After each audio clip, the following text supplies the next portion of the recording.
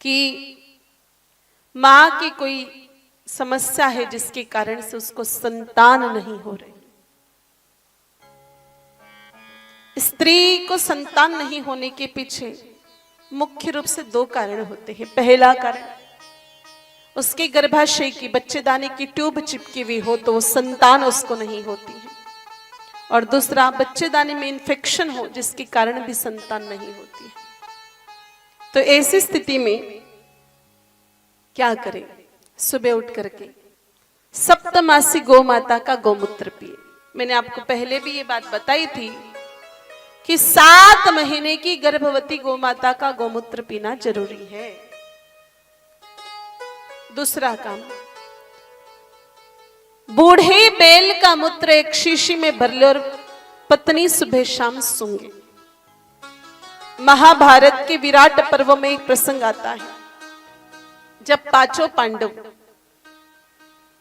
अज्ञातवास में राजा विराट के पास नौकरी मांगने के लिए गए। तो राजा विराट ने सबको पूछा कि हम आपको नौकरी पर क्यों रखे, क्यों रखे, क्यों रखे? तो भीम जी ने कहा, मैं तो बढ़िया रसोई बनाता हूं, मुझे तो आप रसोईया बना करके रख लो। बारी जब आई अर्जुन जी की तो अर्जुन जी ने कहा, मैं तो आपके महल के बच्चों को नृत्य सिखाने का काम करूंगा, मैं तो ब्रहणला हूं। जब बारी आई माता द्रौपदी की तो माता द्रौपदी को पूछने पर माता द्रौपदी ने कहा, मैं तो सरंद्री हूं, मैं तो आपके महल की सारी माताओं की चोटियां बनाऊंगी, बढ़िया बाल सवारूंगी। लेकिन जब बारी सहदेव जी के और सहदेव जी से पूछा कि आप क्या करना जानते हो, तो सहदेव जी ने कहा, मैं तो पंचगव्य चिकित्सक हूं। मैं तो ऐसे भी नंदियों को जानता हूं जिनके मूत्र सूंघने मात्र से बांझ नारी गर्भवती होती है। मेरे भाई बहनों, आजकल जिन लोगों को ज्यादा होशियारी चढ़ गई है और जो लोग थोड़ा दिमाग ज्यादा लगा करके ये प्रश्न पूछते हैं कि गाय तो दूध देवे और नंदी तो कई देवे कोने नंदिया को कई करा, तो भाई ये नंदी महाराज पुराने जमाने में धर्म का स्वरूप बनकर के आपके सारे कष्टों को मिटा देते थे।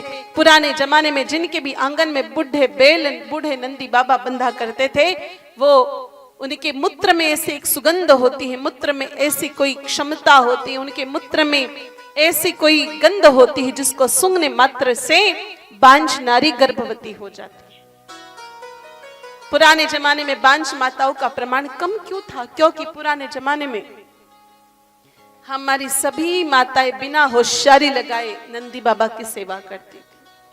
आजकल जितने लोग होशियार बन गए ना और जितना ज्यादा दिमाग लगाते, उतने हमारे बड़े बुजुर्ग नहीं लगाया करते थे।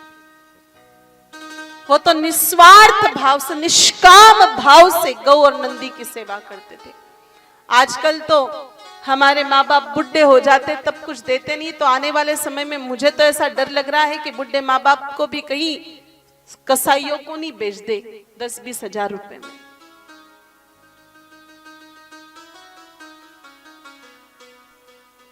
तो मेरे भाई बहनों, पुराने जमाने में सभी के आंगन में गौ और नंदी होते थे। जब तक बैल बाबा खेतों में काम करते, वो खेतों में रहते। बुढ़े होने के बाद, वृद्ध होने के बाद उनको सम्मान के साथ में फिर से आंगन में लाके बांधते थे जब तक उनकी मृत्यु नहीं हो जाती। फिर माताएं बहनें उन नंदी बाबाओं की पिता तुल्य सेवा करती थी। और मेरे देश की माताएं तो इन नंदी बाबाओं के लिए व्रत भी बोला करती थी। किसी नंदी बाबा को बड़ी मुसीबत रहती, उनके प्राण नहीं निकलते, तो मेरे देश की माताएं 7-7, 8-8 ग्यारस भी बोलती थी कि नंदी बाबा के प्राण व्यवस्थित निकल जाए, दुख नहीं पावे, इसलिए मैं 10-11 ग्यारस कर दूं। और आज ऐसी स्थिति है। तो पुराने जमाने में माताएं इन्हीं नंदी बाबाओं का फिर जब बुढ़ापे में गोबर उठाने जाती, पानी पिलाने जाती, चारा डालने जाती, इतने में ही बैल बाबा की मूत्र की सुगंध नासिका के माध्यम से, नाक के माध्यम से फेफड़े अवशोषित करके रक्त तक भेज देते थे। रक्त के माध्यम से वो गर्भाशय तक चला जाता था और गर्भाशय का इन्फेक्शन खत्म हो जाता था। और आज भी मेरे भाई बहनों, विज्ञान इस बात को मानता है, अगर किसी स्त्री के यूट्रस की ट्यूब ब्लॉक हो गई हो, बच्चेदानी की ट्यूब ब्लॉक हो, तो उसको एयर थेरेपी द्वारा अमोनिया जैसी गैस प्रोवाइड करते हैं तो चिपकी हुई ट्यूब खुल जाती है।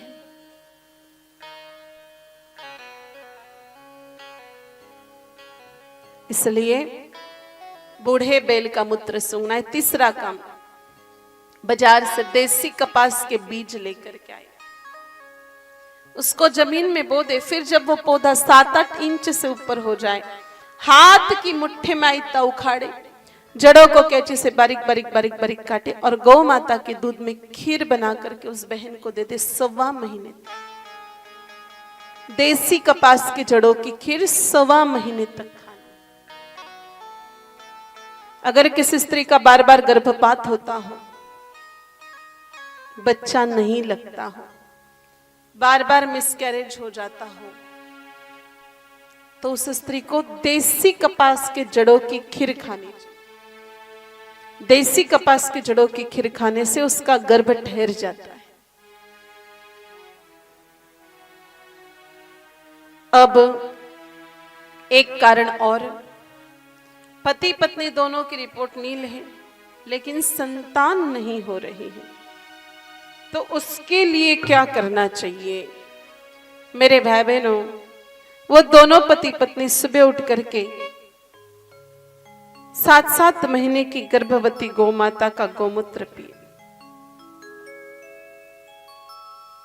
दूसरा काम, गाय माता का गौमूत्र जल में डाल करके उससे स्नान करें, क्योंकि गौ माता के गौमूत्र के लिए कहा गया है, अपाने सर्वतीर्थानि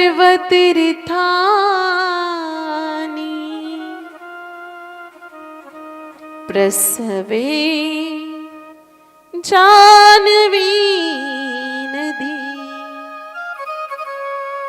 गाय माता की गौमूत्र में गंगा जी का निवास होता है और गंगा जल युक्त जल से स्नान करने से सारे पाप खत्म हो जाते हैं।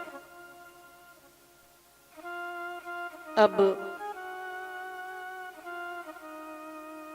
तीसरा काम, वो दोनों पति पत्नी गौ माता की 10 परिक्रमा लगाए। गौ माता की एक परिक्रमा लगाने से ही 10 जन्मों में जितना भी पाप किया है वो सारा खत्म हो जाता है।